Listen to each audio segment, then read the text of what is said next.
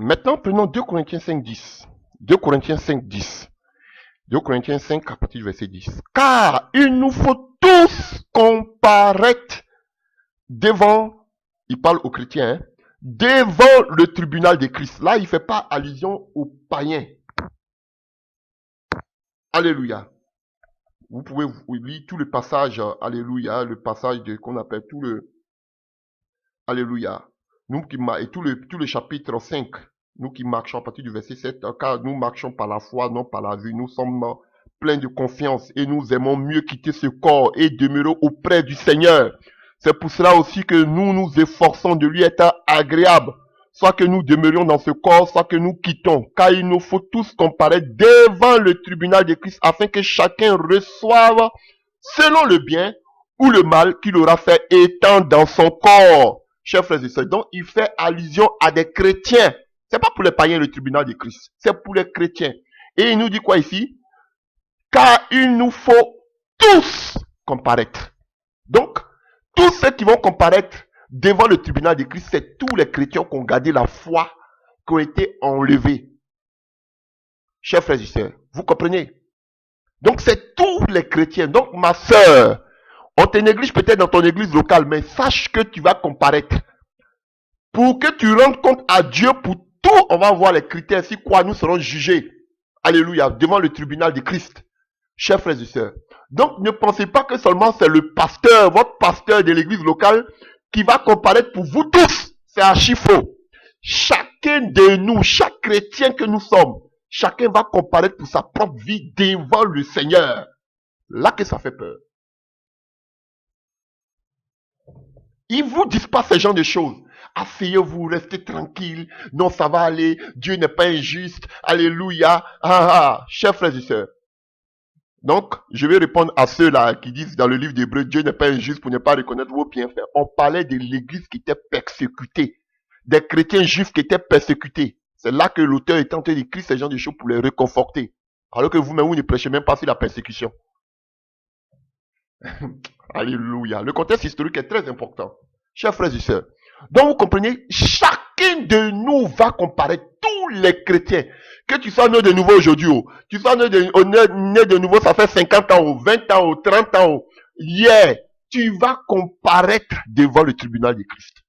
C'est pas seulement les révérends, ni les bishops, ni les pasteurs, ni les prophètes qui consortent. Chaque chrétien, il dit tous, on a vu 2 passages, on a vu 2 fois tous les chrétiens. Si tu te dis chrétien, tu vas comparaître. Ça fait peur.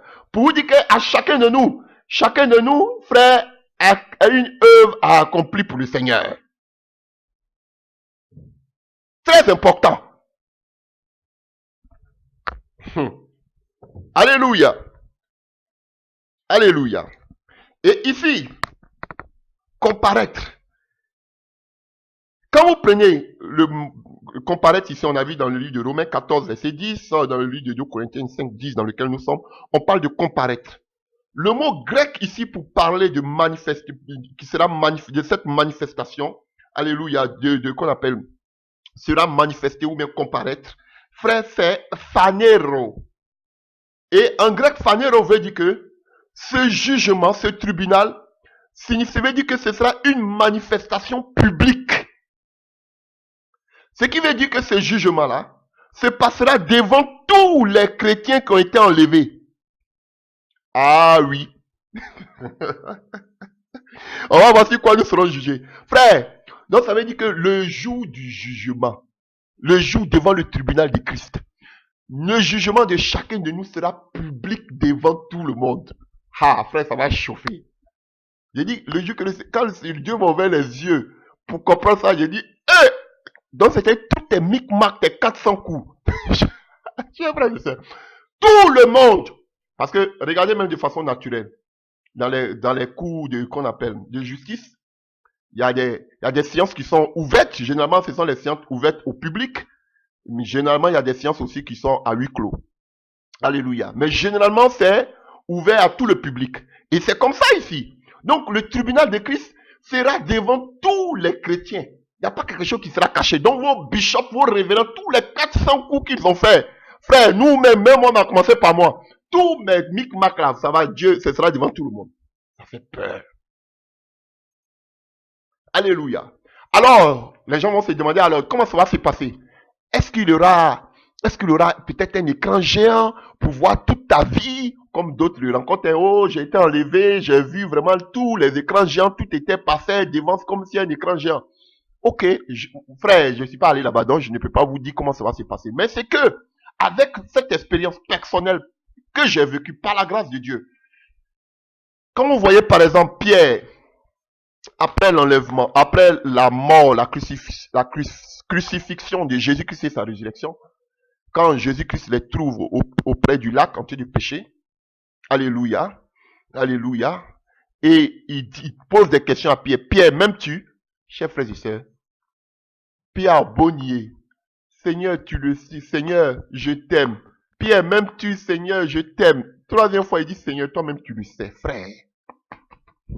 Mon cœur même bat déjà quand je parle de cela. Frère, je vous dis, quand le Seigneur s'est révélé pour la toute première fois à moi, chers frères et sœurs, tu ne peux pas être en présence de ce Dieu. La première intention que j'avais, c'est vrai que je tremblais, mon cœur battait très fort, j'avais peur. Mais frère, si Jésus ouvrait la bouche seulement pour me demander quelque chose, je vous dis que j'étais prêt à dire tout ce qui était dans mon cœur. Frère, vois Jésus-Christ en présence de toi, en face de toi, mais tu ne peux pas résister sur tes pieds. C'est une expérience personnelle que je suis en train de... Je ne dis pas qu'il aura, peut-être d'autres disent qu'il aura des écrans géants, mais moi je dis, tu ne peux pas être en face de Jésus et puis tu vas mentir. Oh frère, il faut vivre cela. Tellement que j'avais peur. J'étais en présence du Seigneur, je voyais toute ma vie de pécheur. Et, et quand je me suis réveillé de ce songe, je tremblais sur moi, je transpirais, mon cœur continuait de battre. Ah oui frère, si Jésus m'avait posé une seule question, j'allais dire, j'étais prêt, mon cœur était, ma langue mais déjà, commençait même, je balbutiais déjà, j'étais prêt à tout dire de ma vie devant le Seigneur. Tu ne peux pas résister devant la sainteté de ce Dieu. Tu ne peux pas. Chers frères et sœurs, moi c'est mon expérience personnelle. Maintenant, est-ce qu'il y aura un écran géant pour que tout le monde puisse voir notre vie passer? Ça, je ne sais pas. Je ne suis pas parti. Mais moi, c'est que je sais mon expérience. En présence du Seigneur, frère, comme toi, tu as une conviction qui te pousse déjà à dire tout ce que tu as fait. Tu ne peux pas résister. Alléluia. Donc, ce tribunal sera public devant tout le monde. Tous nos micmacs et 400 coups seront vus par tous. Les gens vont dire, donc, Bishop, toi, c'est ce que... J'ai dit, il y aura des surprises. Si c'est repenti avant d'être enlevé, je parle des gens qui se sont repentis avant d'être enlevés. Alléluia. N'ayez pas peur. Moi, mais je parle aussi, je tremble, frère. Parce que je ne suis pas juste, hein, je suis pécheur. Alléluia, chers frères et sœurs. Alors, ce que vous devez savoir, c'est que tous les chrétiens, alléluia, enlevés, alléluia, tous nos secrets seront dévoilés à la lumière, chers frères et sœurs. Alors, qui va nous juger? On a vu que tous les chrétiens seront jugés. Qui va nous juger? Qui nous jugera? Qui sera le juge? Parce que dans un tribunal, il y a toujours un juge. Est-ce que c'est Dieu? On va voir qui sera notre juge. Qui va juger? Alléluia. Qui sera le juge? Alléluia. Et nous voyons la réponse dans le livre de Jean 5, à partir du verset 22. Jean 5, à partir du verset 22. Car comme le Père ressuscite des morts et donne la vie, ainsi le Fils donne la vie à qui il veut. Le Père ne juge personne, mais il a remis tout jugement au Fils, afin que tous honorent le Fils comme il honore le Père. Donc, Dieu a remis tout le jugement à Jésus-Christ de Nazareth. Donc, c'est Jésus qui va juger, qui sera notre juge. Et on voit un autre passage dans le livre de 2 Timothée. 2 Timothée 4, à partir du verset 8 que vous connaissez. 2 Timothée 4, à partir du verset 8. Car pour moi, je sais déjà des libations et le moment de mon départ approche. J'ai combattu le bon combat. J'ai achevé la course. J'ai gardé la foi. Désormais, la couronne de justice m'est réservée. Le Seigneur, le juste juge, me la donnera dans ce jour-là, et non seulement à moi, mais encore à tous ceux qui auront aimé son avènement. Donc c'est Jésus-Christ qui est le juste juge, et c'est lui qui va lui donner sa récompense. Donc qui va nous juger? Ce n'est pas le Père, parce que Jésus est Dieu, mais c'est Jésus-Christ qui va nous juger. Donc le juge, ce sera Jésus-Christ de Nazareth. Alléluia. Alléluia. Donc vous comprenez? Ici, je vais lever la nuance entre le tribunal de Christ et le jugement du grand trône blanc. Vous voyez? Il parle ici de récompense. Alléluia. Qu'on appelle, il va recevoir la couronne de justice.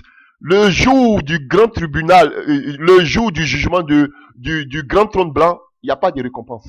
On parle des livres. Celui qui a son nom écrit dans le livre de vie. Mais ici, on parle de couronne. Le jour le jugement du grand tribunal, le jugement du grand tribunal, du grand trône blanc, pardon. Frère, il n'aura pas de récompense. Mais au tribunal de Christ, il aura des récompenses. Donc, voici la nuance qui est élevée, chers frères et sœurs. Il parle de la récompense qu'il va recevoir. Alors qu'au jugement dernier, ou bien le jugement du grand trône blanc, il n'aura pas de récompense, frère. Alléluia. Donc on parle du jugement, on dit, ah mais c'est Jésus qui était assis aussi sur le trône blanc là-bas pour juger, frère. Mais il parle de récompense, donc déjà on voit la différence. Alléluia, chers frères et sœurs. Et il parle du combat de la foi, il parle de la foi. Alors qu'on sait que ceux qui seront jugés sur, qu'on appelle en Apocalypse 20, le jugement du grand trône blanc, frère, ce sont des gens qui n'ont pas gardé la foi. Alléluia. Donc il faut élever cette nuance-là. Alléluia. Et quand se passera ce tribunal de Christ? Quand va se passer le tribunal de Christ? On sait que le jugement du grand trône blanc, ce sera après l'Armageddon, après qu'on appelle le millénium, après la révolte encore de Satan. Alléluia. C'est là qu'il va se passer à la fin, avant que la Jérusalem descende. C'est là qu'il va se passer le jugement du grand trône blanc. Mais frère, à quel moment va se passer qu'on appelle le tribunal de Christ? Alléluia. C'est pendant l'enlèvement de l'église. Quand l'église est enlevée, juste après l'enlèvement, nous sommes au ciel. C'est pendant ce moment que, alléluia, nous serons, comme on appelle, que aura lieu ce jugement.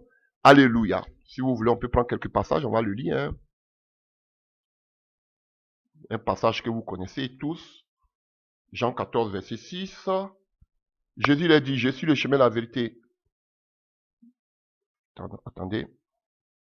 Jean 14, à partir du verset 1. Que votre cœur ne se trouve point. Croyez en Dieu, croyez en moi. Il y a plusieurs demeures dans la maison de mon Père. Si cela n'était pas, je vous l'aurais dit. Je vais vous préparer une place. Et lorsque je m'en serai allé et que je vous aurai préparé une place, je reviendrai. Et je vous prendrai avec moi, afin que là où je suis, vous y soyez aussi. Alléluia. Vous comprenez? Donc, Christ va venir nous chercher, chers frères et sœurs. Et vous connaissez aussi ce passage dans le livre de 1 Thessaloniciens. Alléluia. 1 Thessaloniciens 4. 1 Thessaloniciens 4, à partir du verset 14. Nous ne voulons pas, frères, à partir du verset 13, que vous soyez dans l'ignorance au sujet de ceux qui dorment, afin que vous affligez pas comme les autres qui n'ont point d'espérance. Car si nous croyons que Jésus-Christ est mort et qu'il est ressuscité, croyons aussi que Dieu ramènera par Jésus et avec lui ceux qui sont morts. Voici en effet ce que nous vous déclarons d'après la parole du Seigneur. Nous les vivants restés pour l'avènement du Seigneur, nous ne devancerons pas ceux qui sont morts. Car le Seigneur lui-même a un signal donné à la voix d'un archange et au son de la trompette de Dieu, descendra du ciel et les morts en Christ ressusciteront premièrement. Ensuite, tous les vivants qui seront restés, nous serons tous ensemble. Quand il parle de tous les vivants qui seront restés, parce que quand il parlait comme ça, Paul pensait que ça allait se passer en son temps. Alléluia. Nous, les vivants qui seront restés, nous serons tous ensemblés, enlevés avec eux sur des nuées à la rencontre du Seigneur dans les airs. Et ainsi, nous serons toujours avec le Seigneur. Consolez-vous dans les uns les autres par ses paroles. Vous voyez, nous allons être enlevés dans les airs. Alléluia. Ça n'a rien à voir avec le millénium. Millénium, c'est sur terre. On dit dans les airs. Il y a des passages où vous faites semblant de ne pas les voir. Nous allons être enlevés dans les airs. Vous qui ne croyez pas l'enlèvement. On va être enlevés dans les airs. Alléluia. Chers frères et sœurs. Vous croyez qu'on appelle aux théories de Pythagore, de Thalès. Mais pour ces genres de choses, vous n'y croyez pas. Alléluia. Et prenons Jacques 3 à partir du verset 1. Jacques 3 à partir du verset 1. Mes frères, qu'il n'y ait parmi vous un grand nombre de personnes qui se mettent à enseigner. Car vous savez que nous serons jugés plus sévèrement. Ah oui, frère, vous voyez, il dit aussi que nous les chrétiens, nous serons jugés plus sévèrement. Pourquoi? Parce que nous avons la connaissance. Frère, ça fait peur, hein? Moi-même, je parle là, je suis le premier concerné. Nous serons jugés plus sévèrement. Et Pierre nous dit que le jugement va commencer par la maison de Dieu. Ah oui. Les païens, ils n'ont pas la connaissance. Mais nous avons la connaissance. Mais ce jugement auquel nous avons assisté, chers frères et sœurs, alléluia, ne nous condamnera pas. Mais il aura une perte de récompense. C'est ce qu'on ne vous dit pas. J'avais déjà prêché une fois sur les couronnes. Alléluia. On ne nous dit pas que, alléluia, on va perdre des récompenses. Parce que quand on parle du tribunal de Christ, tout le monde pense que on va seulement retrouver, on va seulement être dans les noces de l'agneau. Alléluia, on sera avec les saints. C'est vrai. Mais chers frères et sœurs, tout le monde se dit que oui, on va recevoir des couronnes. Mais ce qu'ils ne vous disent pas, ils ne vous disent pas qu'on va perdre, chers frères et sœurs, des récompenses. Ah oui, beaucoup vont perdre des récompenses lors du tribunal de Christ. Mais ce ne sera pas un jugement pour condamner. Alléluia. Donc frère, nous ne serons pas condamnés. Si vous voulez, on peut lire quelques passages. Alléluia. Nous ne serons pas condamnés. Hébreux 10, à partir du verset 17. Alléluia. À partir du verset 17. 18, 16. Voici l'alliance que je ferai avec eux. Après ces jours-là, dit le Seigneur, je mettrai mes lois dans leur cœur et je les écrirai dans leurs esprits. Il ajoute, et je ne me souviendrai plus de leurs péchés ni de leurs iniquités. Or, là où il y a pardon des péchés, il n'y a plus d'offrande pour le péché. Donc, alléluia, une fois que nous sommes en Christ, chers frères et sœurs, nés de nouveau, que nous continuons de croire au Seigneur jusqu'à la fin, chers frères et sœurs, Dieu ne se souvient plus de nos péchés et de nos iniquités. Voilà pourquoi Jean dira que le chrétien né de nouveau, alléluia, il pratique pas le péché. Voilà, donc ne vous mettez pas dessus pour dire que voilà, on ne peut pas perdre le salut, c'est des conneries. Parce que quand tu es chrétien aussi là, il y a des choses que tu ne fais pas de façon, alléluia, volontaire. Comme je le dis, on parle peut-être d'un péché involontaire. Chers frères et sœurs, voilà. Et si on vous connaissez aussi le passage de Romains 8, verset 1, il n'y a plus de condamnation pour ceux qui sont en Jésus-Christ de Nazareth. Hein, chers frères et sœurs. Et que nous dit 2 Thessaloniciens 5 à partir du verset 9. Alléluia. On peut prendre à partir du verset 8. Mais nous, qui sommes du jour, soyons sobres, ayant revêtu la cuirasse de la foi et de la charité et ayant pour casque l'espérance du salut. Donc Paul nous parle de quoi ici? Nous avons la cuirasse de la foi, l'amour et le casque de l'espérance du salut. Car nous, les chrétiens, Dieu ne nous a pas destinés à la colère. Quand on parle de colère, alléluia, on parle du jugement, on parle qu'on appelle de la grande tribulation, ainsi de suite. Mais, ou bien le jugement du tribunal, du trône, du grand trône blanc, mais il ne nous a pas destiné à la colère, mais à l'acquisition du salut par notre Seigneur Jésus-Christ qui est mort pour nous, afin que, soit que nous veillons, soit que nous dormions, nous vivons ensemble avec lui. Alléluia. C'est pourquoi, exhortez-vous réciproquement et édifiez-vous les uns les autres, comme en réalité vous le faites. Frères, voilà. Donc, nous ne sommes pas destinés à la colère à venir. C'est fini ça. Une fois que tu as enlevé, c'est fini. Mais, ce qui est négatif pendant le tribunal de Christ, c'est d'autres vont perdre leur récompense. D'autres me diront, mais à quoi ça sert? Moi, je suis enlevé, c'est l'essentiel. Même si je n'ai pas reçu de récompense, quel est mon... Ça fait quoi? Alléluia. Ok. Ça, c'est toi qui vois. Mais, ce sera honteux quand même. Hein? Alléluia. Chers frères et sœurs. Donc, nous ne sommes pas appelés à la condamnation. C'est fini. Faut être d'abord être enlevé. C'est ça, le préalable. Donc, il est très important de savoir que, chers frères et sœurs, le tribunal de Christ, il ne s'agit pas, alléluia, du jugement des péchés du chrétien. Nos péchés ont déjà été expiés à la croix de Golgotha et oubliés pour toujours. Alléluia, chers frères et sœurs. Mais cependant, l'œuvre de chacun de nous sera appelée à être jugée. Notre œuvre sera appelée à être jugée. Alléluia. Et le résultat de ce jugement sera l'attribution ou le manque de récompense. Mais, ce que vous devez savoir, le chrétien est sauvé, il sera sauvé. Même s'il n'obtient pas de récompense, il est sauvé. Alléluia. Il est sauvé même s'il n'obtient pas de récompense. Il est sauvé. Et nous allons maintenant voir beaucoup de passages. Pour voir les récompenses, pour voir comment on peut perdre les récompenses, que beaucoup de personnes vont perdre aussi les récompenses. Parce que beaucoup, on ne vous dit pas ça, on vous dit seulement qu'on sera récompensé. Mais on ne nous dit pas aussi que beaucoup vont perdre les récompenses. Lisons, chers frères et sœurs, on va se balader un peu. Ça, c'est important, il faut que je lise des passages. Alléluia. 1 Corinthiens 3, à partir du verset 11. 1 Corinthiens 3, à partir du verset 11. À partir du verset 10. Selon la grâce de Dieu qui m'a été donnée, j'ai posé le fondement comme un sage architecte et un autre bâti dessus. Mais que chacun prenne garde à la manière dont il bâtit dessus. Car personne ne peut poser un autre fondement que celui qui a été posé, à savoir Jésus-Christ.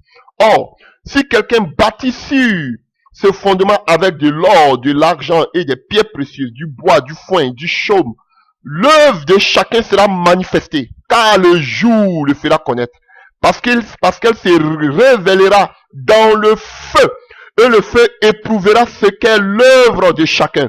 Si l'œuvre bâtie par quelqu'un sur le fondement subsiste, il recevra une récompense. Si l'œuvre de quelqu'un est consumée, il perdra sa récompense. Pour lui, il sera sauvé, mais comme au travers du feu. Ha! Et ça, Pierre nous le dit aussi. Alléluia. Alors, on va voir ce que Pierre nous dit rapidement. Alléluia. Ouf, c'est chaud, hein? Alors, on va rapidement. Je cherche Pierre, tu es où? Mon frère Pierre. Pierre, tu es où? Pierre, où est-ce que tu es? Laisse-moi ce passage. Alléluia. Alléluia. 1 Pierre 1, à partir du verset 5. Vous êtes réservés dans les cieux. Alléluia. À vous qui, par la puissance de Dieu, êtes gardés par la foi, par le salut prêt à être révélé dans les derniers temps. C'est là ce qui est votre joie. Quoique maintenant, puisqu'il faut vous soyez attristés pour un peu de temps par diverses épreuves, afin que l'épreuve de votre foi, plus précieuse que l'or périssable, qui cependant est éprouvé par le feu, est pour résultat la louange, la gloire, l'honneur lorsque Jésus-Christ apparaîtra. Vous pouvez continuer. Chers frères et sœurs, vous voyez, donc on va revenir là, ça ne sait pas, mais je vous dis que notre œuvre sera éprouvée par le feu. Et on va revenir là, quand on parle du feu, le baptême de feu, la souffrance, les épreuves, nous allons revenir. Mais ce qui me préoccupe ici, c'est à partir du verset 15. Si l'œuvre de quelqu'un est... Attends, à partir du verset 13. Car ces jours-là fera connaître, parce qu'elle se révélera dans le feu, et le feu éprouvera ce qu'est l'œuvre de chacun. Si l'œuvre bâtie par quelqu'un, si le fondement subsiste, il recevra une récompense. Donc, si ton fondement ne subsiste pas, n'a pas subsisté, tu n'as pas recevoir de récompense. tu vas recevoir une récompense. Si l'œuvre de quelqu'un est consumée, il perdra sa récompense. C'est écrit ici. Tu vas perdre ta récompense. Pour lui, il sera sauvé, mais comme au travers du feu. Donc, Paul nous dit que tu seras sauvé. Néanmoins. Mais, chers frères et sœurs, c'est comme au travers du feu. Tu es sauvé, mais tu vas perdre ta récompense. Et beaucoup vont perdre leur récompense. Et pourquoi? Parce qu'ils ont bien commencé, mais ils ont mal terminé. C'est vrai qu'à la fin, peut-être qu'ils vont se repentir, parce que si tu ne t'es pas repenti, mais tu ne peux pas être enlevé. Donc, ils se sont repentis, mais tout a été consumé. Donc, chers frères et sœurs, c'est écrit ici. Beaucoup vont perdre leur récompense lors du tribunal. Donc, vous les voyez, oui, ils ont beaucoup de personnes, beaucoup de temps. C'est pas si ça. On va voir si quoi Dieu va juger. Le jugement. On va voir les critères. Si quoi? Si quelle base? C'est pas si le fait que tu as des grands édifices. C'est pas ça. Que je vais mentionner ici. On vous a dit, hein? On dit l'œuvre de chacun sera manifestée. Vous voyez manifester ici, comme je le disais, c'est quoi? Pharaon. Manifester ici, Pharaon. Phanareo. Comme j'ai dit en grec. Ça veut dire que publiquement, cela manifesté publiquement. Chers frères et sœurs, publiquement. On dit l'œuvre de chacun. On n'a pas dit l'œuvre de ton pasteur, l'œuvre du bishop, l'œuvre du révérend, l'œuvre du prophète, l'œuvre du docteur ou de l'évangéliste. On dit l'œuvre de chacun. Alors qu'on sait que tous les chrétiens vont passer devant le tribunal de Christ. Donc, mon frère, ma soeur, ton œuvre là, chers frères et sœurs, sera manifestée publiquement. Ah, c'est pour vous dire que Dieu a appelé chacun de nous à une œuvre particulière. Tu dois la connaître. On nous a menti, on nous a blagué. Chers frères et sœurs, tu dois comparaître. Ton œuvre aussi doit comparaître. Chacun de nous doit comparaître avec son œuvre. On dit Dieu n'est pas injuste pour ne pas reconnaître tes bienfaits. Voilà. Donc c'est important de savoir ton ministère, ton appel, ton don, ta qualité, ce que Dieu t'a recommandé de faire. Tout ça, alléluia, sera manifesté publiquement. Chacun de nous. Ça fait peur. Voyons Colossiens 3, verset 25, à partir du verset 23.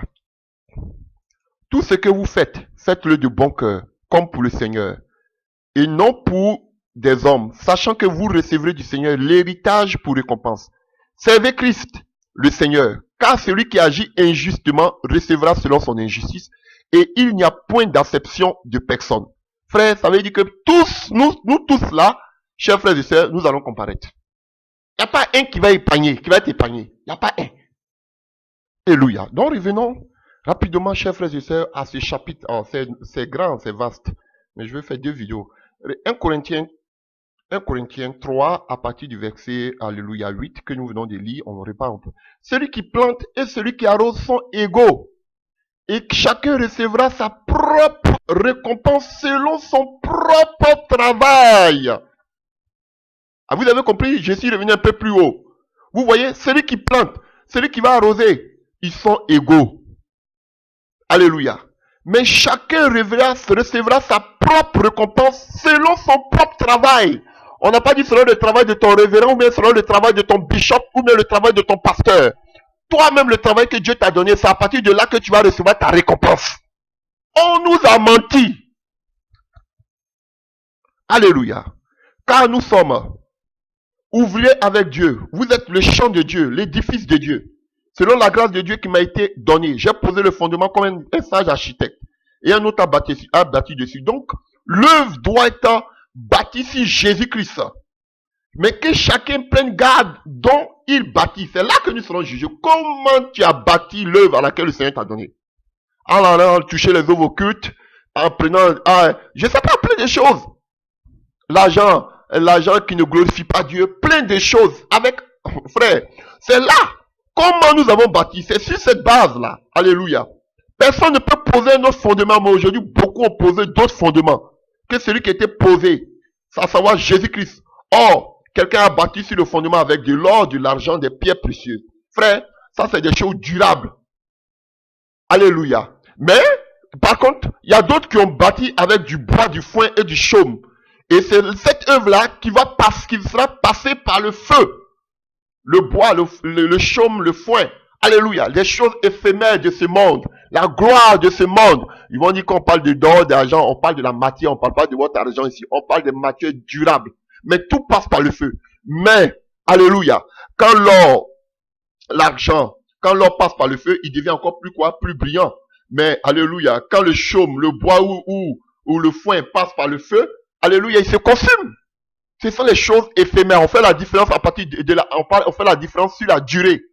Alléluia. Donc les gens, ils bâtissent pour des choses éphémères, les grands bâtiments, ceci, cela, l'apparence humaine aux yeux des hommes. Ça c'est éphémère, mais des choses durables jusqu'à la fin. Alléluia. Donc chers frères et sœurs, l'œuvre de chacun recevra sa propre récompense. On ne dit pas que tu vas recevoir la récompense de ton pasteur parce que tu fais partie de son église. Non. Tu vas recevoir ta propre récompense selon ton propre travail que le Seigneur t'a donné. Oh, alléluia. Mais vous, comment, excusez-moi, j'ai expliqué, c'est prendre et utiliser ce mot. Vous badinez. Oh, chers frères et sœurs. C'est pas de l'amusement. Vous devez prendre votre vie aux chrétiens au sérieux. Ne vous laissez pas amadouer par ces beaux propos de ces gourous, docteurs, pasteurs. Frère, chacun de nous, alléluia, va être récompensé à partir de son propre travail.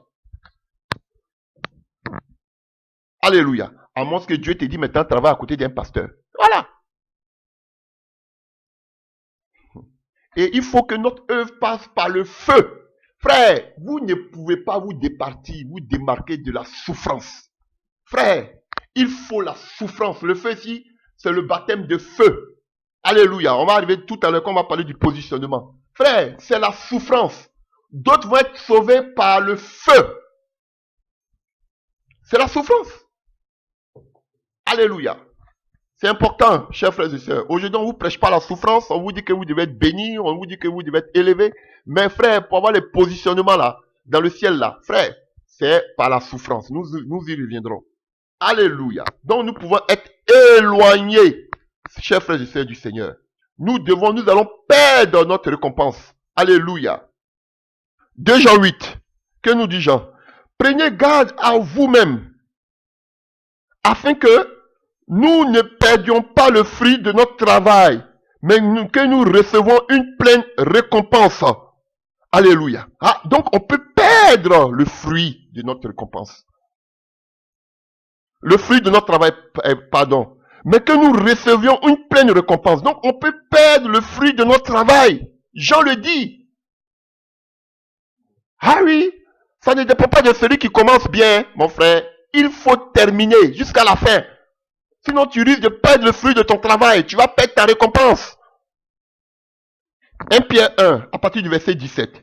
Et si vous invoquez comme Père celui qui juge selon l'œuvre de chacun, sans acception de personne, conduisez-vous avec crainte pendant le temps de votre pèlerinage, sachant que ce n'est pas par les choses périssables, par de l'argent ou de l'or, que vous avez été rachetés de la vaine manière de vivre que vous aviez hérité de vos pères, mais par le sang précieux de Jésus-Christ. Chers frères et sœurs.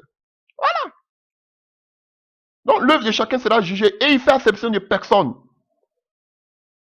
Paul dira en Philippiens 3, alléluia, à partir du verset 14, ou même verset 13, que il court, ou bien ce qui est en arrière, il fait quoi? Il se porte vers ce qui est en avant.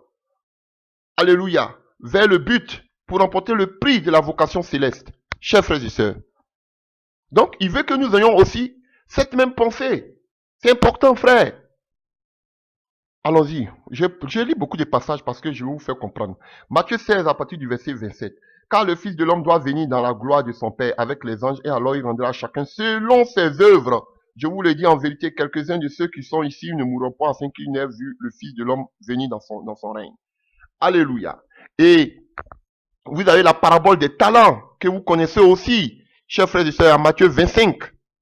Alléluia. Matthieu 25 à partir du verset 14 à 29. Alléluia. Alléluia, à partir du verset 30 de Matthieu 25. Alléluia. Et il dit quoi? Car on donnera à celui qui a, et il sera dans l'abondance, mais à celui qui n'a pas, on ôtera même ce qu'il a. Et le serviteur inutile, jeté dans les ténèbres. Alléluia. Vous voyez? On va retirer ce que même vous avez, pour donner à ceux qui ont encore plus. Donc, il y a d'autres qui beaucoup vont perdre les récompenses. Chers frères et sœurs, c'est important, ça on ne vous dit pas. Donc, chers frères et sœurs, lors du tribunal, il y a des choses, il y a des résultats spécifiques que nous allons observer. Et ces résultats-là, par exemple, il y a beaucoup qui seront dans la confusion. Et beaucoup seront éloignés du Seigneur. C'est-à-dire que tu es là, tu es sauvé, mais tu ne seras pas plein du Seigneur. Tu seras éloigné. À quelle distance seras-tu du Seigneur? Vous le voyez dans le livre de 1 Jean 2, à partir du verset 28. On va pas tout lire. Alléluia. Il y a d'autres aussi qui vont recevoir l'approbation divine lors du jugement. D'autres vont recevoir aussi l'approbation divine. On peut le voir dans le livre de Matthieu 25. Vous connaissez. Bon et fidèle serviteur. Vous avez vu ça? Matthieu 25, à partir du verset, même si les gens, ces gourous, cette bande d'Ali Baba et ces 40 volants ont mal expliqué ce passage. Et Matthieu 25, à partir du verset 21, c'est bien. Bon et fidèle serviteur. Tu as été fidèle en peu de choses. Je te confierai beaucoup. Entre dans la joie de ton maître. Donc, frère, c'est une approbation. Jésus qui te dit bon et fidèle serviteur. Donc, beaucoup vont avoir l'approbation pendant que d'autres seront dans la confusion et éloignés. Parce que leur récompense leur sera enlevée. Mais d'autres, par contre, auront l'approbation divine. Bon et fidèle serviteur. Jésus te dit bon et fidèle serviteur. Frère, c'est une grâce. Alléluia. Et tout cela, c'est pendant le tribunal de Christ. Et d'autres aussi auront des demeures. Ça dépend de la demeure que tu auras. Il est dit dans le livre de Jean 14, verset 1 à 4. Je vais vous préparer des places, des demeures. Alléluia. Donc il y a des demeures qui sont en construction. Donc on va aussi, à partir de notre œuvre ici-bas, à partir de là aussi, on va avoir des demeures. Peut-être qu'il y a d'autres qui vont dormir à même le sol. Il y a d'autres qui auront de grandes maisons. Parce que Jésus, ce n'est pas de la fantaisie, mais c'est de la réalité. Il parle des demeures. Il dit, je vais vous préparer des places, des demeures, et je viendrai vous chercher afin que là où je sois, vous aussi, vous y soyez. Donc, frère, on ne va pas avoir les mêmes demeures. Ah oui, chers frères et sœurs, c'est important. Aussi, il y a des gens qui vont avoir aussi l'honneur. On va donner l'honneur à certaines personnes à partir de l'œuvre qu'ils auront achevée sur la terre, étant dans leur corps, comme Pierre et Paul même le dit. Alléluia. Vous pouvez voir ça dans le livre de Romains 2, verset 10, et 1 Pierre 1 à partir du verset, je crois à partir du verset 7. Alléluia. Vous voyez, donc d'autres personnes vont avoir l'honneur.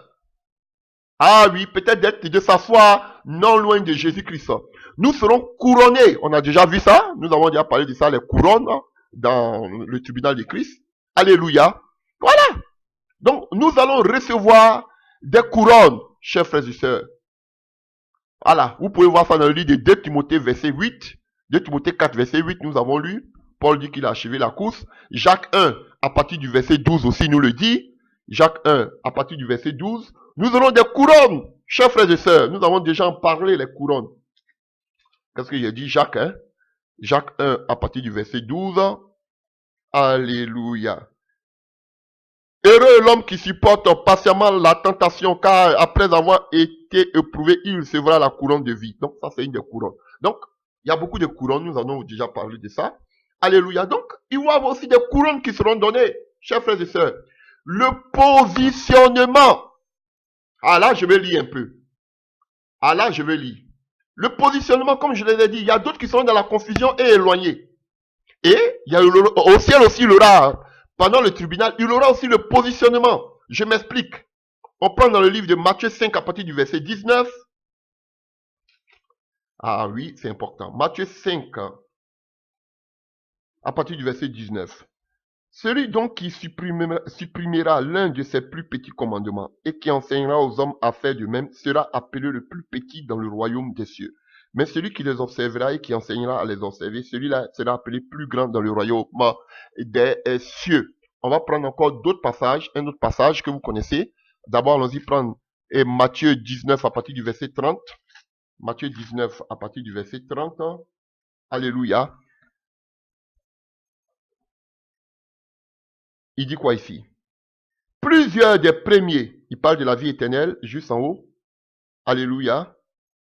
Si vous voulez Et quiconque, à partir du verset 29, et quiconque aura quitté à cause de mon nom ses frères, ou ses sœurs, ou son père, ou sa mère, ou sa femme, ou ses enfants, ou ses terres, ou ses maisons, recevra au centuple. Donc, vous voyez, et il héritera la vie éternelle.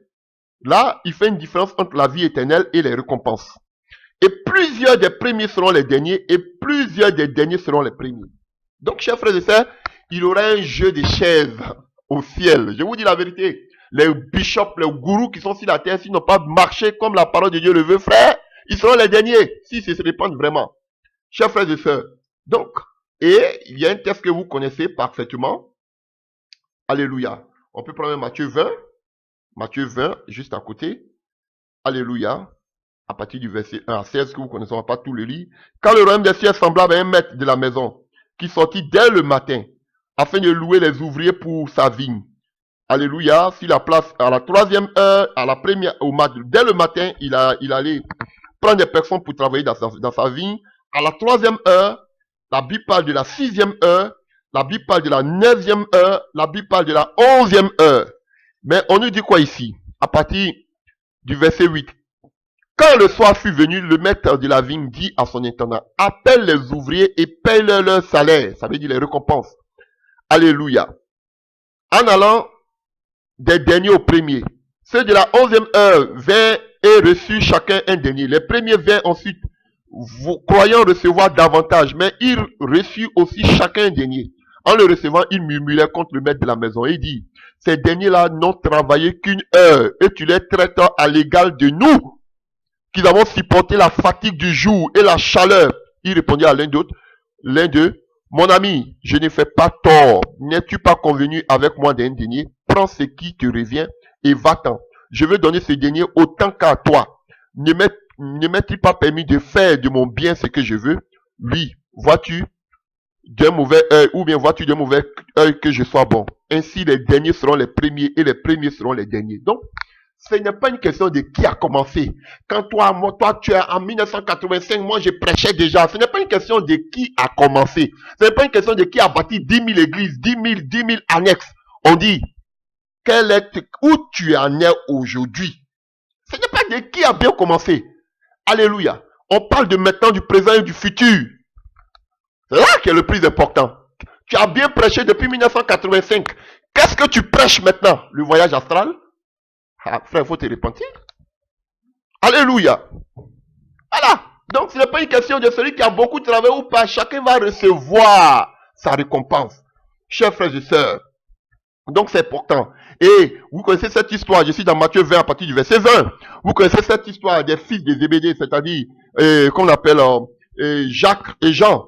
Alors, Matthieu 20, verset 20. Alors, la mère des fils de Zébédée, c'est-à-dire Jacques et Jean, s'approcha de Jésus-Christ avec ses fils et se prosterna.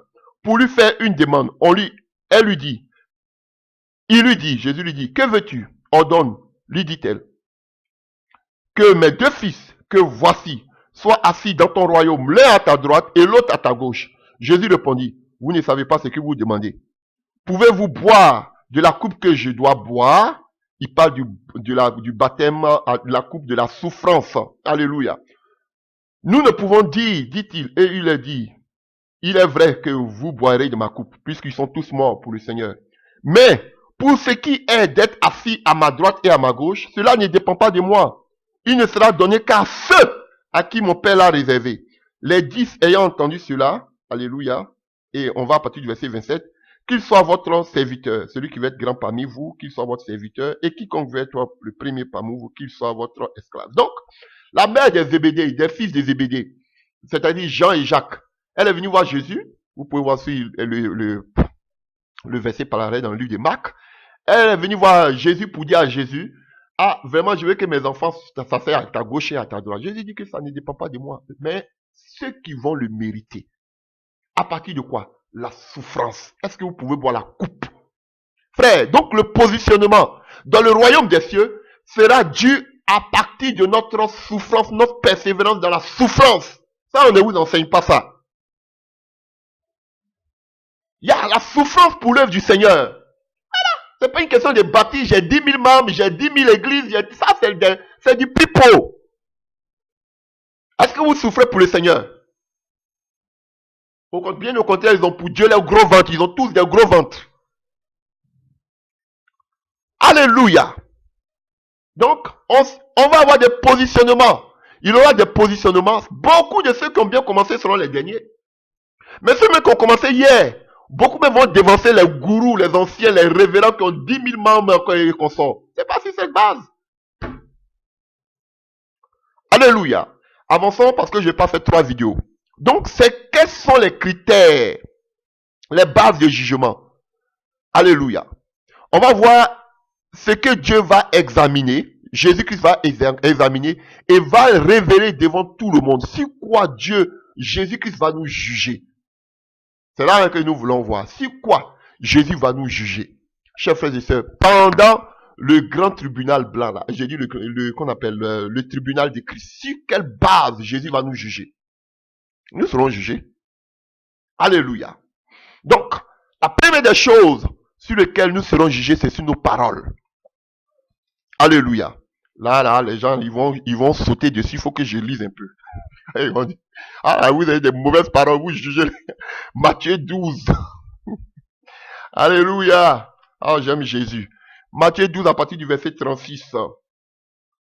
Matthieu 12 à partir du verset 36.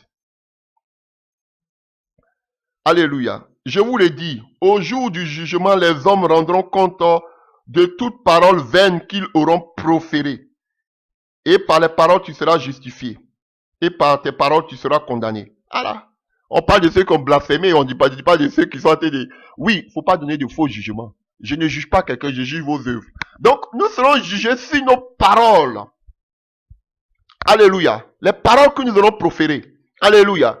Si vous êtes tenté de blasphémer pour parler du voyage astral, vous êtes tenté de parler de qu'on appelle du ministère des anges, vous êtes tenté d'utiliser, vous faites recours à des œuvres occultes. C'est vrai que vous allez vous repentir, mais demain là, vous êtes tenté de vous faites des œuvres, des conneries, vous dites que c'est le Saint-Esprit qui fait, vous blasphémez. Voilà. Donc si vous vous repentez, vous serez sauvés, mais si vous ne vous repentez pas aussi, c'est que si vous avez la conscience obscurcie, vous ne serez pas enlevé. Donc frère, nous serons jugés à partir de nos paroles. Ah oh, ça fait peur. Voilà. Voilà pourquoi Jacques, comme on a lu Jacques 3, nous dit, frères, ne cherchons pas tous à être des enseignants. Parce que nous serons jugés plus sévèrement. Attention à ce que nous sortent de notre bouche, chers frères et sœurs. Voilà. Donc, ne soyez pas prêts à tirer sur moi pour dire, ah, c'est toi-même. Moi, je juge vos œuvres. Voilà. Je ne vous juge pas vous-même en tant que créature de Dieu. Je juge vos œuvres. Donc, ça c'est le premier aspect sur lequel nous serons jugés. Le deuxième aspect, c'est nos œuvres secrètes. Ah là, ça va chauffer. Nos secrets, publiquement. Alléluia. Romains 2, verset 16. Vous pouvez voir, chers frères et sœurs, je vais pas, vous pouvez voir vous-même parce que si je vais lire, on va dépasser le temps. Donc, nous serons jugés en fonction de nos paroles. Nous serons jugés aussi sur nos œuvres secrètes. Mais les paroles ne veulent pas dire que vous ne devez pas dénoncer les œuvres infructueuses des ténèbres. Non, c'est pas ce qu'on dit. Attention, on parle des paroles vaines. Alléluia. Voilà, les faux, les discours persuasifs. Alléluia. Voilà, parce que vous lavez vos langues aujourd'hui là pour pouvoir convaincre les gens. Alléluia. Donc, si les paroles nous seront jugées, nos œuvres secrètes. Alléluia. Nous serons aussi jugés à partir de là. Et Romains 2, verset 16 le dit. Marc 4, à partir du verset 22 le dit. Nous serons jugés sur nos œuvres secrètes. Alléluia. Jésus-Christ aussi va juger notre caractère que nous avons eu. Alléluia. Romains 2, à partir du verset 5 à 11. Vous pouvez lire. Voilà, je n'ai pas le temps de tout lire. Donc, je donne les passages comme ça. Romains 2, à partir du verset 5.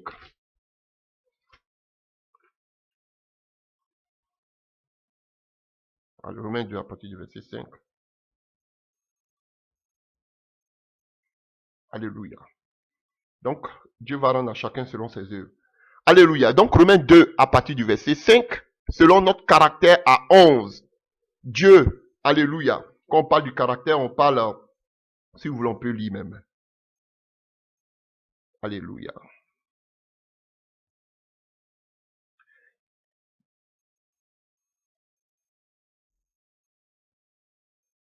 Alléluia. Donc, vous pouvez le lire. Donc, sur le caractère, je ne vais pas trop... Et encore, nous serons jugés sur notre bienfait.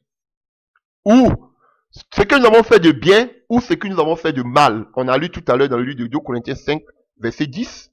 Et dans le livre de 1 Corinthiens 3 aussi, nous avons lu, nous serons jugés si, en fonction du bien et du mal que nous avons fait. Alléluia. Éphésiens 6 à partir du verset 8. Galates 6 à partir du verset 9. Colossiens 3 à partir du verset 23 à 25. Nous serons jugés sur la base du dessein de nos cœurs, nos pensées profondes, nos intentions. Alléluia. Là, je vais le lire. 1 Corinthiens 4 à partir du verset 5. 1 Corinthiens 4 à partir du verset 5. Alléluia. C'est pourquoi ne jugez de rien avant le temps, jusqu'à ce que vienne le Seigneur, qui mettra en lumière ce qui est caché dans les ténèbres et qui manifestera les desseins des cœurs. Alors chacun recevra de Dieu la louange qui lui sera due. Donc, frères, nos intentions vont être aussi, chers frères et sœurs, mis à nu devant tout le monde. Alléluia. Qu'est-ce qui va être mis à nu aussi? Notre œuvre, notre appel, le don, le ministère auquel Dieu nous a appelés. 1 Corinthiens 3 que nous avons lu.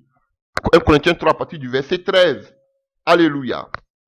L'œuvre de chacun sera manifestée car le jour la fera connaître, parce qu'elle se révélera dans le feu et le feu éprouvera ce qu'est l'œuvre de chacun. Si l'œuvre bâtie par quelqu'un, on dit par quelqu'un, on dit pas par Dieu, par quelqu'un, si le fondement subsiste, il recevra une récompense. Si l'œuvre de quelqu'un est consumée, il perdra sa récompense. Donc frère, notre œuvre, nos dons, notre appel, notre ministère, toute cette grâce que Dieu nous a faite, frère, sera passé à la lumière publiquement devant. Chacun va rendre compte de son appel, de son don, de son ministère au devant de Dieu et devant toute l'église qui sera enlevée. Publiquement. Vous voyez, chers frères et sœurs.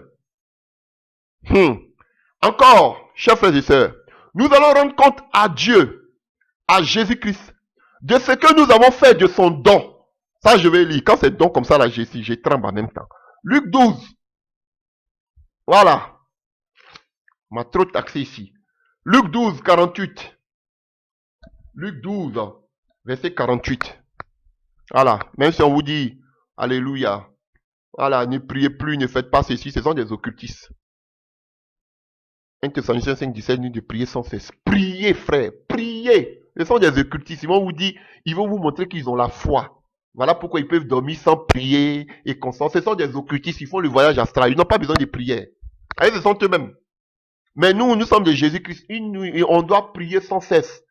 Prier. Jésus même a appris à ses disciples comment prier. C'est important de prier. Alléluia. Vous n'avez pas besoin de prier pour dormir. Il faut avoir... Ils n'ont pas la foi. Ils vous mentent comme s'ils ont la foi. Ce sont des occultistes. Ils font le voyage astral. Alléluia. Chers frères et sœurs. Donc, Luc 12, 48. Luc 12, 48. Alléluia. Mais celui qui, ne l'ayant pas connu, a fait ces choses dignes de châtiment, sera battu de peu de coups. On demandera beaucoup, à qui l'on aura beaucoup donné. Et on exigera davantage de celui à qui l'on a beaucoup confié. Je suis venu jeter le feu sur la terre. Alléluia. Vous voyez, il parle du feu maintenant. Le baptême de feu, est-ce que vous pouvez boire? On a parlé de feu. Pierre a parlé de feu. Paul a parlé de feu. Jésus parle du feu. Le baptême du feu. Je suis venu jeter un feu sur la terre. Et quel est ce feu? Et qu'ai-je à désirer s'il est déjà allumé? Il y a un baptême dont je dois être baptisé. Vous avez vu, il avait parlé d'un baptême. Alléluia. Et combien me tarde qu'il soit accompli? Pensez-vous que je sois venu apporter la paix sur la terre? Ah ah. Les gens, Dieu est amour, Dieu est paix. Jésus dit, il est venu amener le feu, la persécution sur la terre. Alléluia. Non. Vous dis-je, mais la division.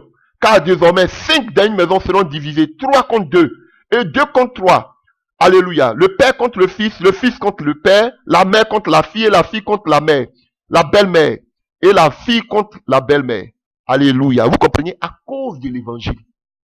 Ah, donc quand il disait, est-ce que vous pouvez boire qu'on appelle la coupe? Vous pouvez être baptisé du même baptême? Il parle du baptême de feu, du baptême de la souffrance. Ah oui, chers frères et sœurs. Et à ceux à qui on aura confié beaucoup de talents, il va leur demander beaucoup. Donc, chers frères et sœurs, Il y a un. Toi, tu as commencé aujourd'hui, Dieu t'a donné un petit talent. C'est sur la base de ton petit talent qu'il va te juger. Mais il y a d'autres à qui on a confié beaucoup. C'est sur la base de beaucoup de talents qui seront jugés. Voici la vérité biblique. Donc, frère, est-ce qu'on vous parle du baptême de souffrance aujourd'hui? Donc, je me demande si on a la même Bible. On vous parle du baptême de la souffrance. Ils vont vous dire que, oui, ah, tu es chrétien, tu ne t'entends pas avec ta famille, tu ne t'entends pas avec personne. On dirait que vous avez peiné des loupes pour lire, pour lire votre Bible. Alléluia. Même quand Josué dit, moi et ma maison nous servira l'Éternel, il ne parle pas de la grande famille, il parle de sa famille restreinte. Lui, ses enfants et sa femme. Quand Paul dit aujourd'hui, crois que tu seras sauvé, toi et ta famille, il ne parle pas de ses frères, de ses soeurs, de ses cousines et de ses nièces. Il parle du geôlier, de sa femme et de ses enfants. Alléluia. Quand Paul dit, qu'on appelle celui qui ne sait pas diriger sa propre maison est pire qu'un infidèle, il ne parle pas des cousins, des cousines, des frères et des sœurs. Il parle du monsieur, femme et ses enfants. Alléluia. Nulle part, vous allez voir dans la Bible, ou parce que dans ta famille, par toi forcément ton frère, ta soeur, ta cousine, ton neveu doivent être convertis.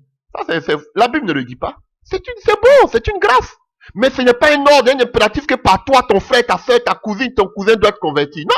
Même si on est la lumière du monde. Jésus dit bien au contraire, alléluia, que tu auras pour ennemi les gens de ta propre maison, de ta famille. Alors quel évangile vous prêchez? Mais nous avons une responsabilité vis-à-vis de notre femme, vis-à-vis de nos enfants. Oui, mais pas vis-à-vis de nos frères, de nos cousins. Tu leur prêches l'évangile, ils ont cru ça, c'est pour eux. Mais vis-à-vis de ta famille, de ta femme, de tes enfants, tu as une responsabilité, mais pas tu n'as pas de responsabilité vis-à-vis de tes frères, de tes soeurs, de ta mère, de ton père. Non, tu les annonces l'évangile, ils ont cru, tant mieux. Ah, vous êtes en palabre avec toute votre famille, tout le monde. Et puis, quel est le problème? Tu leur enseignes l'évangile, s'il ne veut pas marcher selon l'évangile, qu'est-ce que tu fais? Vous prêchez un mauvais évangile. Et qu'est-ce que Jésus dit ici là? Vous ne voyez pas? Non, mais dis donc. Tu as un évangile du monde où tout le monde doit être, tu dois être en paix dans toute ta famille. Tu dois être bien dans toute ta famille. Ça, c'est l'hypocrisie. Même les frères même de Jésus m'ont dit, faut aller faire ton ministère public. Ce sont les frères même de Jésus qui l'ont demandé. Lui, mais il a dit, chaque personne est reconnue dans sa propre patrie, dans sa propre maison. Voilà. Non, si tu es pasteur, tu dois avoir une bonne communion avec ta famille, avec ton père, ta mère, tes frères et tes soeurs. C'est écrit où? La Bible dit d'honorer ton père et ta mère avec tes biens. Voilà, respecte-les. Si tu peux pouvoir les besoins, tu le fais. Voilà. Mais la Bible ne te dit pas forcément que par toi, ils doivent être convertis. Où c'est écrit? Vous prêchez un mauvais évangile. Quand ils veulent tirer sur toi, ah, tu t'entends pas avec ton soeur, tu t'entends pas avec ton frère, tu t'entends pas avec ton père, tu t'entends pas avec ta mère. Et alors? Et alors? C'est vrai qu'il ne faut pas aller les manquer de respect. Mais si à cause de l'évangile, vous attendez pas, quel est le problème? Jésus même l'a dit. Donc, chers frères et sœurs, nous serons jugés aussi sur la base de notre persévérance dans les diverses épreuves, par le feu, par la souffrance, pour le Seigneur. Ça, on ne vous prêche pas ça. Nous serons jugés aussi dessus. Alléluia. Aujourd'hui, les chrétiens ne veulent pas souffrir. On ne vous prêche pas la souffrance pour le Seigneur. On vous prêche plutôt, alléluia, le bien-être matériel. On vous prêche plutôt qu'on appelle la prospérité. Mais on ne vous prêche pas alléluia, la souffrance. Jésus parle de souffrance. Il parle du feu. Paul parle du feu. Pierre parle du feu. Alléluia. Nous serons jugés, alléluia, si notre persévérance dans les diverses épreuves. Alléluia. Tous les disciples sont morts. Revoyez Hébreux 11. Tous ceux qui nous ont précédés dans la foi ont été tués, massacrés à cause de votre foi. Mais aujourd'hui, là, qui est massacré à cause de la foi? Si c'est pas aujourd'hui, je voyais à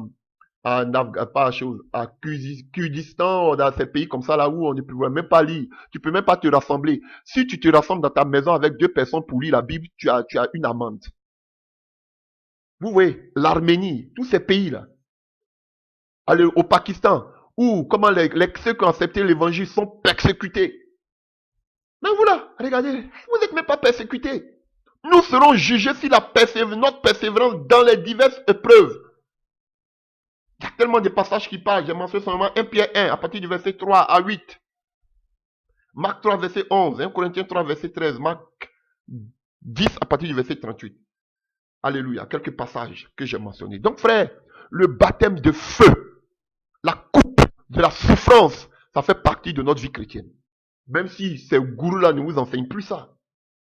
Mais nous serons jugés si la persévérance dans les diverses épreuves. C'est important. Alléluia. Et un autre aspect sur lequel nous serons jugés pendant le tribunal de Christ, c'est le degré de fidélité au Seigneur. Alléluia. Que on a lu tout à l'heure. Matthieu 25, à partir du verset 21. Matthieu 25. Matthieu 25, à partir du verset 21 à 23. Alléluia. Son maître lui dit, c'est bien, bon et fidèle serviteur. Tu as été fidèle en peu de choses. Je te confierai beaucoup.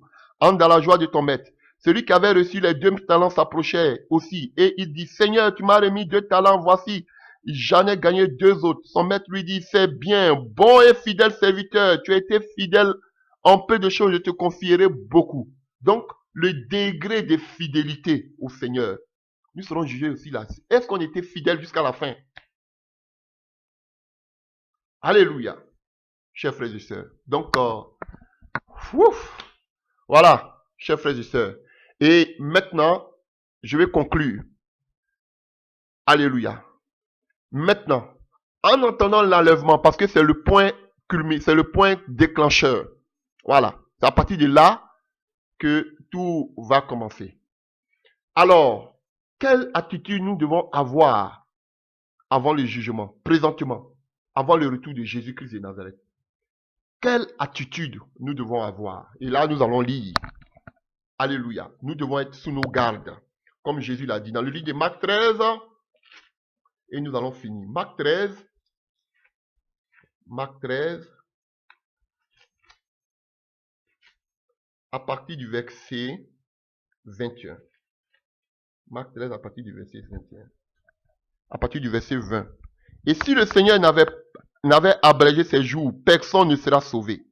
Mais il les a abrégés à cause des élus qu'il a choisis.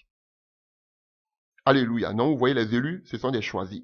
Si quelqu'un vous dit alors, le Christ est ici, ou il est là, ne le croyez pas, car il s'élèvera beaucoup de faux Christ et de faux prophètes. Vous ne pouvez pas changer cette parole.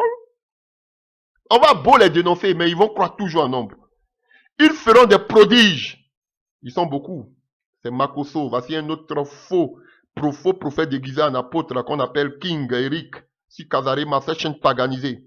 Alléluia. Un faux prophète déguisé en apôtre. Alléluia. Feront des prodiges et des miracles pour séduire les élus. S'il était possible, il nous dit quoi? Soyez sur vos gardes. Je vous ai tout annoncé d'avance. Voilà. On dit qu'il ne faut pas dénoncer les prophètes. Il a dit qu'il y aura beaucoup. Quand on doit être sur nos gardes, on doit les regarder à la loupe de la parole de Dieu. À partir de la parole de Dieu. On doit, leurs fruits, ce qu'ils prêchent, c'est ça. Les œuvres, ce qu'ils font, ce qu'ils disent, on doit regarder. On doit écouter. Voici les œuvres. Donc, frère, avant le retour du Seigneur Jésus-Christ, nous devons être sous nos gardes. Car il sait, beaucoup de loups ravisseurs se sont infiltrés dans la bergerie.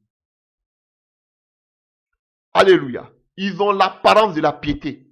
Frère, ils ont des vêtements qu'on appelle d'agneau, alors que ce sont des loups ravisseurs. Tout cela pourquoi? Vous allez les remarquer par une chose. Ils sont tous pour leur gros ventre. Ils se sont détournés de la foi. À cause, frère, des biens de ce monde. À cause de la gloire de ce monde.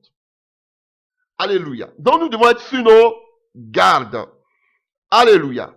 Et quand nous partons un peu plus bas, à partir du verset 33 de Marc 13, il nous dit, prenez garde, veillez et priez, car vous ne savez pas quand ce temps viendra. Voici ces gourous, ces perroquets qui vous disent que vous n'avez pas besoin de prier. Frère, veillez et priez. Vous voyez qu'ils vous parlent de moins en moins de la prière. Parce qu'ils veulent que vous soyez dans la mort spirituelle. Et là, maintenant, ils vont vous enseigner quoi? Le yoga, le voyage astral. Voilà. Ils vont vous dire que vous n'avez pas besoin de prier pour que Dieu se manifeste ses dons. C'est une grâce. Frère, vous devez prier. La prière aiguise les dons. Quelqu'un qui prie pas, il dit là, les dons, ce sont des choses occultes. J'ai écouté ce faux pasteur prophète qu'on appelle Eric King sur Kazarema. Alléluia, alléluia, qui va vous dire que non, on n'a pas besoin de prière pour ces genres de choses. Il n'a pas besoin de dons et de, qu'on appelle de songes et de, alléluia. Il faut les dimensions, il faut expérimenter. Mais il rencontrait du n'importe quoi, frère. Il ne vous parle même pas de prière ni du Saint-Esprit. Parce que ceux-là, ils n'ont pas besoin de prier pour ces genres de choses. Parce que ce sont des œuvres occultes. Ils ont le troisième œil qui est ouvert. Voilà. Vous comprenez, chers frères et sœurs? C'est grave. Alléluia. Nous devons veiller et prier. Ils ne veulent pas l'église. On vous empêche de prier. On va vous dire simplement croyez. Ayez la foi. Dieu vient en vous, mais ils mentent. Ils veulent plus que vous priez parce que la prière, quand vous allez prier, ce sera une puissance. Le Seigneur nous recommande ici, prenez garde, veillez et priez. On doit veiller et on doit prier. Et ils ne prient pas parce qu'ils font recours aux œuvres occultes. Voilà. Ils vont venir citer même le caleçon, ils vont citer la ville dans laquelle ils étaient, ils vont vous parler des prophéties, des conneries. Ils vont vous citer même les noms de vos grands-pères, de vos frères, de vos choses. C'est du n'importe quoi. Des faux prophètes. Alléluia. Donc nous devons veiller et prier. Frères, comme 1 Thessaloniciens 5, verset 17 nous le dit. Alléluia. Alléluia. Nous devons être vigilants. 1 Thessaloniciens 5, verset 6. Alléluia. Nous le dit. 1 Thessaloniciens 5. Nous partons. 1 Thessaloniciens 5. À partir du verset 6. Alléluia. Alléluia. À partir du verset 5. Mais vous, frères, vous n'êtes pas dans les ténèbres pour que ce jour vous surprenne comme un voleur. Vous êtes tous des enfants de la lumière et des enfants du jour. Nous sommes point de la nuit ni des ténèbres. Ne dormons donc point comme les autres, mais veillons et soyons sobres. Alléluia. Nous devons veiller et nous devons être sobres, car ceux qui dorment, dorment la nuit, et ceux qui s'enivrent, s'enivrent la nuit. Mais nous, qui sommes du jour, soyons sobres, ayant revêtu la courage de la foi. Alléluia. Voilà. Par la foi, chers frères et sœurs, par l'amour et par la cuirasse du salut, et qu'on appelle le casque de l'espérance du salut, frères, nous devons veiller. Et nous devons être sobres, vigilants. Parce qu'ils veulent nous détourner du vrai chemin, par les mauvais enseignements, par les mauvaises doctrines. Chers frères et sœurs, on doit veiller. Alléluia. Comme Jésus le dit aussi dans le livre Alléluia, de Matthieu 25, 13. Matthieu 25, à partir du verset 13. Matthieu 25, à partir du verset 13. Alléluia. Veillez donc, puisque vous ne savez pas ni le jour, ni l'heure à laquelle le Fils de l'homme viendra. Nous devons veiller, parce qu'on ne se connaît pas l'heure. Veillez. Alléluia. Et une autre chose encore, alléluia, chers frères et sœurs, en attendant le retour du Seigneur Jésus-Christ, nous devons garder la foi dans les épreuves. C'est très important. Alléluia. La foi doit être éprouvée. Et Paul dit à Timothée dans le livre de 2 Timothée 4, alléluia, à partir du verset 6 à 8, il dit, car pour moi, je sais déjà des libations, car le moment de mon départ approche, j'ai combattu le bon combat, j'ai achevé la course, j'ai gardé la foi. Alléluia. Garder la foi dans les épreuves. Et la foi est aiguisée par les épreuves, par les difficultés. Nous devons garder la foi. Jésus pose la question, trouvera-t-il encore de la foi quand il reviendra sur terre? Frère, parce que les temps sont difficiles. Quand Paul dit dans les derniers temps, il y aura des moments difficiles. Regardez même, frère, mais on est oppressé de partout. Les œuvres occultes, qu'on appelle, regardez, le péché arrivé à son paroxysme. Frère, c'est grave. Alléluia. La persévérance. On doit persévérer. Frère, je vous dis dans ces derniers temps, avant le retour de Jésus, alléluia, Matthieu 24, verset 13, nous dit, Matthieu 24, à partir du verset 13, Mais celui qui persévérera jusqu'à la fin sera sauvé. Alléluia. Pourquoi? Quand on va, on dit quoi? Un peu plus haut, on dit quoi? Et parce que l'iniquité sera accrue, l'amour du plus grand nombre se refroidira. Regardez, aujourd'hui, l'église est froide. Les chrétiens sont froids.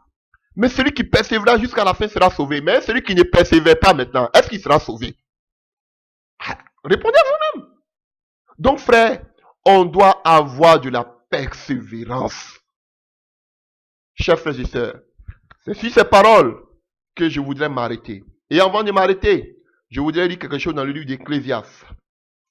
Ecclésiaste 12, mais ce n'est pas ce que vous connaissez. Où on dit, réjouis-toi car Dieu t'emmènera au jugement. Ecclésiaste 12, c'est pas ça. Mais ce que je vais dire, c'est Ecclésiaste 12 à partir du verset 16 et 15 à 16. Ecclésiaste 12 à partir du verset 15 à 16.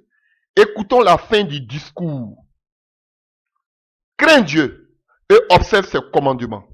C'est là ce que doit tout homme. Car Dieu amènera toute œuvre en jugement au sujet de tout ce qui est caché, soit bien, soit mal. Chers frères et sœurs, c'est sur ces paroles que je voudrais vous laisser. Voici un message, un thème d'actualité qui a à venir, chers frères et sœurs. Je voudrais que tu sois enlevé. Moi-même, à commencer par moi-même le premier. Il y a quelque chose de merveilleux qui nous attend. Alléluia, les récompenses. Mais avant cela, frères, nous devons payer le prix. Nous devons persévérer. Chers frères et sœurs, nous devons continuer à travailler pour le Seigneur sans relâche. Alléluia. Pour ne pas que notre récompense nous soit ôtée. Sur ce, que Dieu vous fortifie dans votre marche chrétienne. Persévérez, prenez courage. Gardez la foi. Soyez vigilants. Veillez. Prenez garde, chers frères et sœurs, car Jésus revient bientôt. Que Dieu vous bénisse. Au nom puissant de Jésus-Christ de Nazareth. Amen.